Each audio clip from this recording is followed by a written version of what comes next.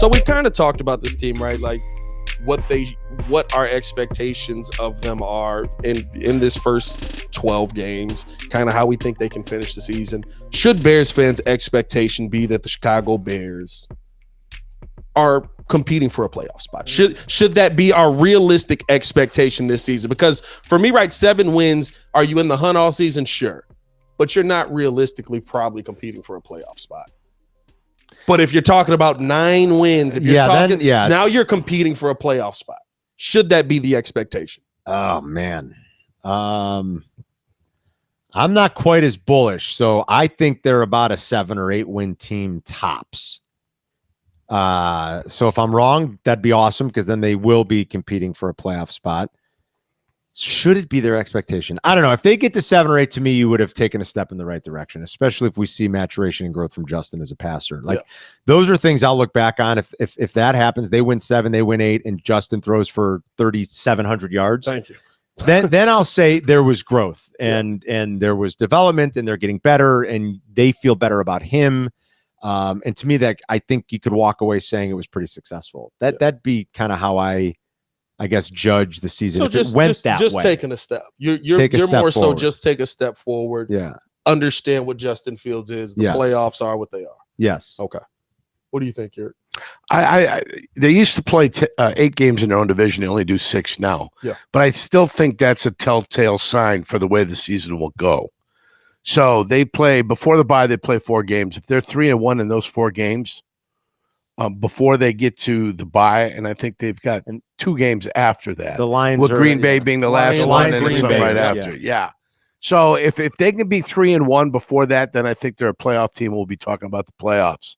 If they're 2-2, then that you're that 8-win team that Carmen talks about. So I think how they play in the division, and you're going to have Green Bay early. And Minnesota's the next one that you have early. Minnesota's week 6. Yeah. Yes. And then Minnesota's very next. Very spaced out for the division. Then the 2 Lions games. Right. Well, they got 2 together before the bye. They play both division games before the bye. Detroit, and then they play one right after the bye. And Detroit again. 3 straight. Right. 3 straight so in the division. If before the bye they can get there and they can be 3-1 before the bye, then I'm feeling real good about their playoff chances. So the way they play in the division to me is important. Those count to me as double losses because you're winning and the other team in your division is losing, right? Which is important. So we'll see how they do. I got them. I'm a little more rosy. Carm's got him at 7-8. I got him at 9, 8, or 10. So I'm 8 to 10. Right. Carmen seems like he's 7 to 9. 7 to 8, 7 or 8. I think. Yeah, you're right there. So I'm a little bit rosier than Carmen is. Yeah. I'm not. I'm probably on Carmen's side. And maybe this is just, I think what this realistically is here's the feeling I got legit. I saw the schedule and I said, we can win 10 games. Like I actually can see 10 games we can win, being logical and how I think things are going to fall. But the Bears fan in me is like the line from Avengers is like, don't what? Don't give me hope.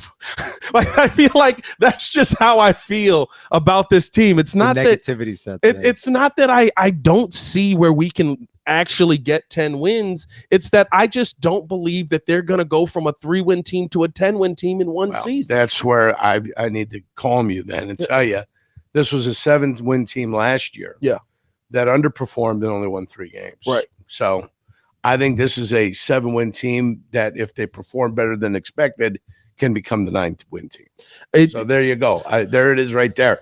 To me, I can look at that thing and give you 7 losses. Yeah. And of those 7 losses, they might be able to find a way to win 2 games. So that's right. So that's exactly how I feel as well. Like all of the now the ones and I would still make them 10-7 though. I said this even when I talked about we didn't know how the games lay out and if it was going to be favorable or not. The games that I'm pretty sure they're going to lose, I'll give them 1 Vikings game maybe, 1 Lions game maybe. But outside of that, the Chargers and Kansas City are my guaranteed losses this season. Those look like losses. You know the last time they won in New Orleans? 1991. Tough place for the Bears. Carm bringing that bettors logic. And Green Bay used to go down there and beat New Orleans all the time, even when they were better than us. Really? 93, we beat New Orleans. We used to go down there and have a party in New Orleans. Yeah. I think it's because Favre liked being back down close to home. Yeah, I can see that. So Favre liked to have himself a party down Good there. point. Yeah, Kansas City's a loss. That's the only one I know for sure. Chargers certainly a loss. I'm looking at it right now. Chargers a loss. On the road is where, if you're going to look like at Minnesota. Yeah. Okay, I could pen at Minnesota as a loss. Monday night game for Minnesota too. Maybe at Detroit. Yeah. You could pen as a loss. So okay, there's my 5-6 losses that I have. But after that, I mean, the Falcons aren't any good. Cardinals aren't any good. And here's the wild Cleveland to me is okay with a decent pass rush. You're playing at Cleveland. I went to a game Cleveland when Peanut Tillman was in coverage and gave up 2 touchdowns late, and the Bears found a way to lose a game in Cleveland that I went to with a bunch of the guys. Yeah. Both touchdowns scored in our end zone, both on just crappy fade patterns that the receiver came down with the ball. That disgusted me a little bit, but that's the way it happens sometimes. At Washington's winnable. That's not at Washington. No, that's good, but that's that pass rush is good. But remember what the Bears did to them last year when they stunk. Yeah, and I think that's the thing too, right? Like I look at this. I do agree with you that, right? If we go into last season with Khalil Mack, with Akeem Hicks, with Robert Quinn, you've still got Roquan Smith on that defense. You're gonna find a way to 6 or 7 wins. I do believe that, especially with how many one-score games we lost. But is this talent now that much better than that team? I think maybe you're back to par. I think the offensive talent's considerably better. Yeah. I hope I'm right about that.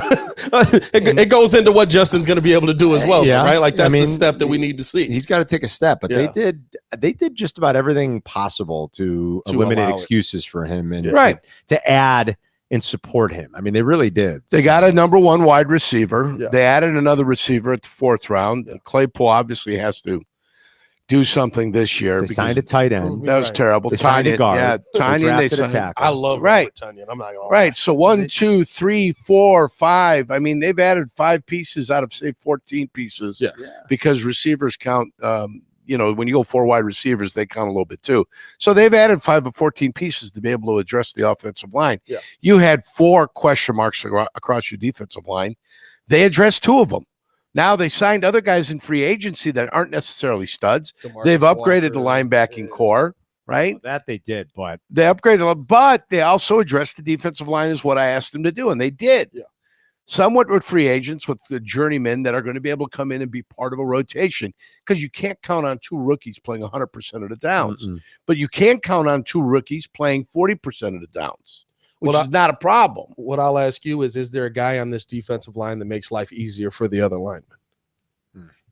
Is there a Reggie White here? No. Well, not even that much, right? But is DeMarcus Walker a guy that makes the rookies' lives a little easier?